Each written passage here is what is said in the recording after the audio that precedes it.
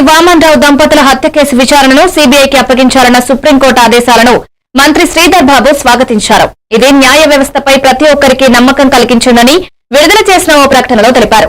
ఈ కేసులో అసలు దోషులు, వారికి సహకరించిన అప్పటి ప్రభుత్వ పెద్దలను శిక్ష పడితేనే ఆ కుటుంబానికి న్యాయం జరుగుతుందన్నారు. మంతరిలో నడి రోడ్డుపై అడ్వకేట్ వామన్ రావు దంపతులు హత్యకు గురైతే అప్పుడు బీఆర్ఎస్ ప్రభుత్వం కనీసం పట్టించుకోలేదని మంత్రి విమర్శించారు. గవర్నమెంట్ కాదు, మేము ఒక ప్రజాస్వామికంగా దానిపైన విచారణ జరిపి ఆ విచారణకు సంబంధించిన ఏదైతే ఫైండింగ్స్ ఉన్నాయో అది మొన్న ముఖ్యమంత్రి గారు చెప్పారు, అసెంబ్లీలో ప్రవేశపెట్టి అందరి అభిప్రాయం తీసుకొని ముందుకు పోతాం.